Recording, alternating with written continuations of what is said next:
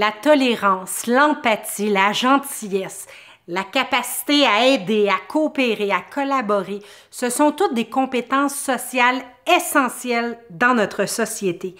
En quelque sorte, les compétences sociales, c'est comme des lubrifiants sociaux qui font que les relations entre les personnes sont plus agréables et plus harmonieuses. C'est hyper important d'enseigner ces compétences sociales-là à l'enfant. Évidemment, c'est pas quelque chose qui s'enseigne comme des mathématiques ou du français. Alors, une des façons de l'enseigner, c'est de dire à l'enfant, de lui renforcer « Hey, t'as fait telle chose! Wow! Je suis impressionnée que tu aies éprouvé de l'empathie. Je suis sûre que ça a réconforté cette personne-là. » Alors, on peut renchérir sur une action qu'il a fait ou recadrer quand la compétence sociale n'a pas été utilisée comme elle l'aurait dû. Alors, c'est pas de l'enseignement traditionnel, c'est beaucoup de la communication à brûle pour point dans le cadre d'activités quotidiennes. La qualité des relations humaines que va développer un enfant, puis la qualité des recadrages et des renforcements positifs que vous allez faire au quotidien, c'est ça qui va être déterminant quant à la capacité de l'enfant à développer ses propres compétences sociales. Alors, il faut commencer le plus tôt possible. Alors, justement, comme les compétences sociales ne s'enseignent pas comme une matière traditionnelle comme de la géographie ou des mathématiques, il y a une façon dans le quotidien de pouvoir les enseigner de façon beaucoup plus subtile. Alors, comment faire? Bien, il y a quelques étapes à respecter. Que l'enfant ait fait quelque chose que vous voulez renforcer ou qu'il a fait quelque chose qui est répréhensible puis vous voulez le recadrer, les étapes ne changent pas. La première étape sera donc toujours de vous baisser et vous mettre à la hauteur de l'enfant pour que vos yeux soient vis-à-vis les siens. La deuxième étape, c'est que vous devez dire à l'enfant clairement, de façon succincte, les grandes phrases alambiquées puis les grandes mises en situation, c'est pas là qu'il faut utiliser ça. Il faut lui dire clairement, voici le comportement que tu as fait, voici pourquoi je suis fière de ce comportement-là, ou voici pourquoi c'est pas très approprié d'avoir effectué ce comportement-là de cette manière-là. La troisième étape, c'est de lui décrire précisément ce qui s'est passé, sans jugement, sans interprétation de votre part, juste les faits clairs et nets.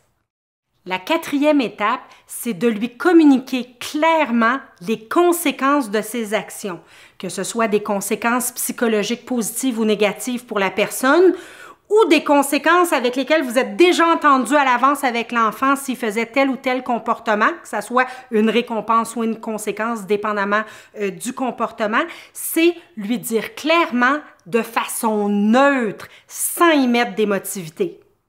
La cinquième étape, c'est de lui indiquer des solutions ou de lui demander quelles solutions il pourrait proposer pour corriger ce qui a été fait ou pour refaire encore plus de ce qui est bon.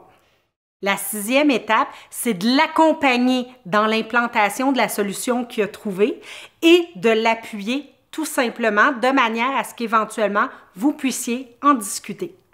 Finalement, essayez de vous limiter à ce qui s'est passé, d'utiliser des discours moralisateurs ou tenter de culpabiliser l'enfant parce qu'il a fait quelque chose de pas correct. Ça sert absolument à rien, c'est même contre-productif parce que ça va réduire sa capacité à apprendre le comportement qui aurait été préférable ou souhaitable. Alors, c'est très important d'avoir un certain détachement puis d'éviter surtout à tout prix de culpabiliser.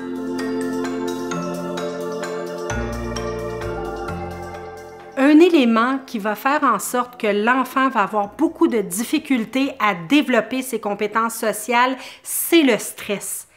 Quand on met l'enfant dans une situation stressante, la réflexion au niveau du cortex préfrontal devient très difficile et c'est l'amygdale, l'animal émotif intérieur qui va réagir, puis généralement, il ne réagira pas de façon appropriée. La réaction va être trop importante, ne sera pas assez importante, ça ne sera pas idéal. Alors, c'est bien important quand on va travailler les compétences sociales de s'assurer que l'environnement de l'enfant n'est pas un environnement hyper stressant puis que sa réaction n'était pas juste une réponse au stress. Alors, des fois, on peut retarder la mise en action de toutes les manières de corriger le comportement ou d'en discuter avec les enfants, de le remettre à plus tard à un moment où l'enfant ne sera pas stressé. Ce qui est important, c'est que quand l'enfant fait quelque chose de bien qu'on désire, alors qu'il a vraiment exprimé une compétence sociale efficacement, c'est de le reconnaître. C'est le meilleur renforcement positif qui existe, puis c'est ça qui va lui permettre d'apprendre le plus efficacement. Alors, soyez vigilants.